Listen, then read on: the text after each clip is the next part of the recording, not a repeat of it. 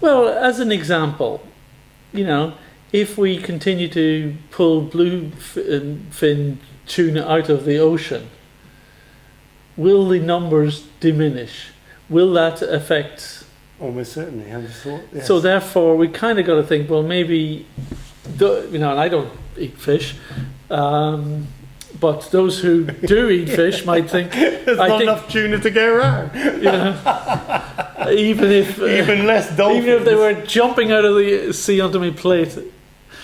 But you see, this raises another question now. Think of it this way, right? All those things that, well, certainly all those things you've made, certainly the tuna element, right? That's not something that people need to eat, is it? You see what I'm saying? No. So look at it this way, right? Is it possible, and I'm being devil's advocate in a sense here against my own point, right? Is it possible that the things we actually need, we need rather than we'd like to have because Fred down the road's got one, and we want a bigger one than him, or we actually quite think it'd be a good idea to have tuna for dinner rather than, you know, some fruit from the garden.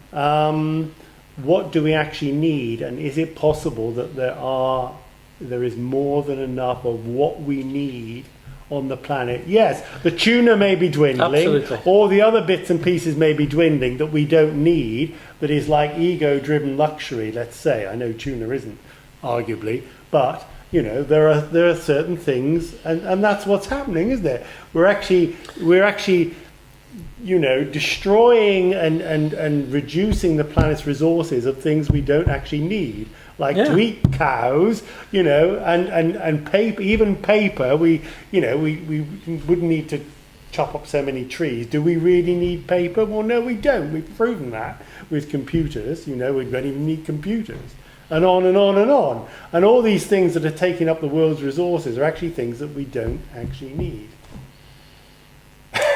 I know, but that's my theory. Well, I think that's right, but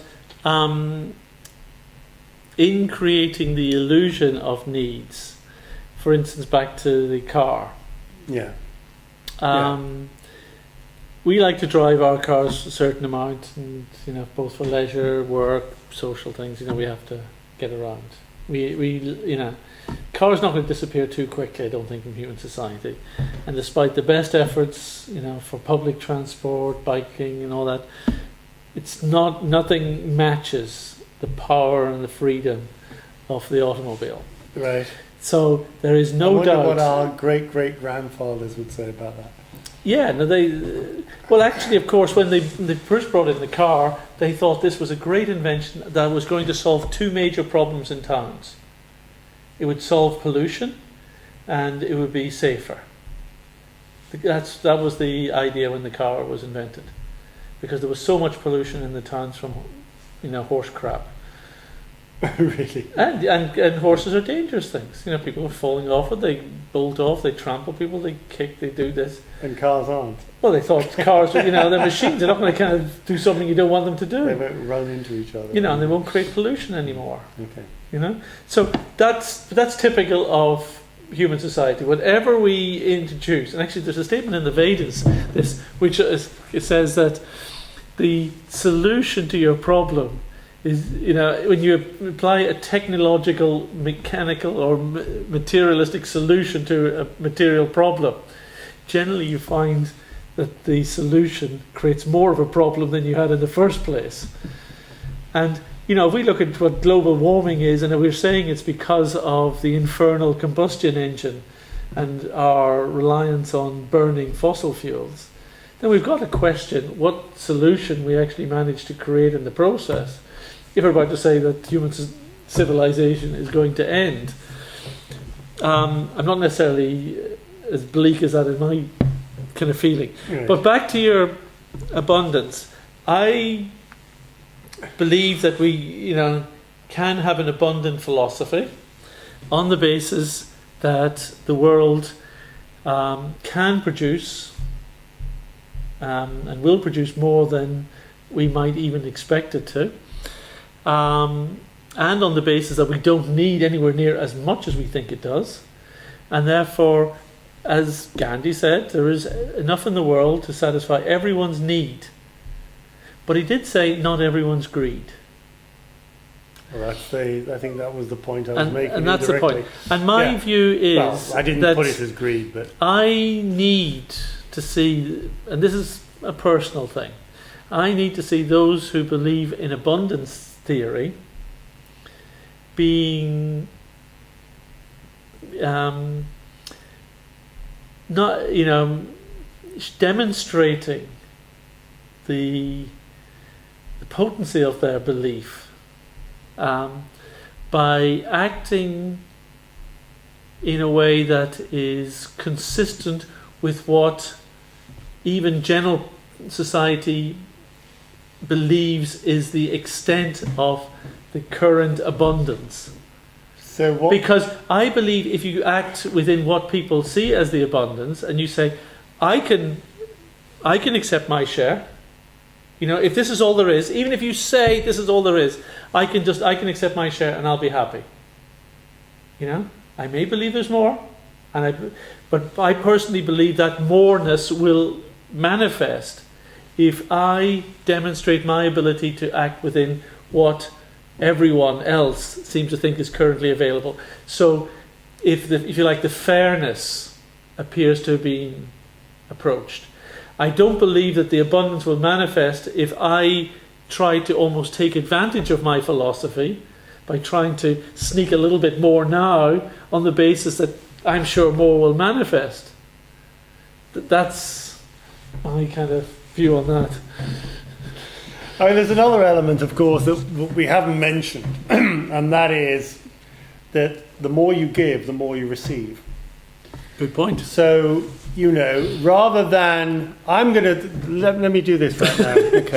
Okay. Instead of hoarding this water, I'm going to give this water to Martin right now. And I'm not even interested in shares. Again, any share.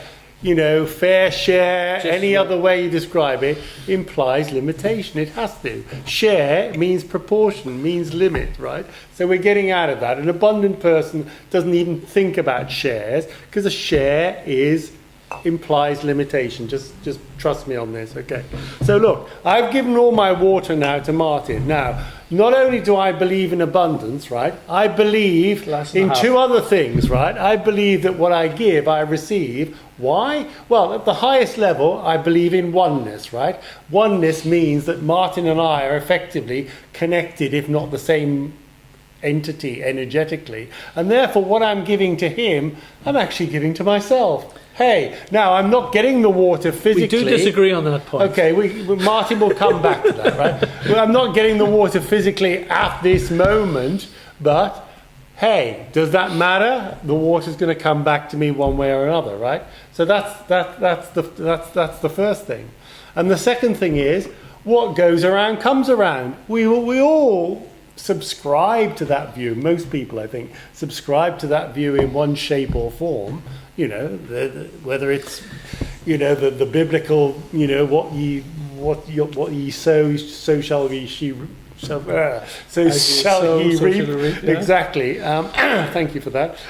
Whether it's the biblical thing or whether it's something closer to home. So but the point is, if you believe that, you've got to believe it across the board. It doesn't stop at whatever happened to me yesterday. That's interesting. What goes around comes around. It happens all the time. So I have total faith in that, because what I give to Martin, I know I'm going to get back. Plus, what goes around comes around. That water or something, it doesn't have to be water, it could be something else, will come to me anyway, right? This is how the universe works. These are universal laws, in my opinion, okay? Now, Martin. Karmic principles like that, are in operation. I don't particularly like to rely on them for encouraging ethics. In that, right, it is essentially a selfish approach. The idea of punya or good karma. The idea that what I'm doing. Mean to create good karma is being selfish. Yeah. No, it is. It's considered. In the Vedic principle, it's. Notice I didn't say karma in any of that. No, you anyway, didn't. You carry on. So, but I'm allowed to. Yeah. Okay. So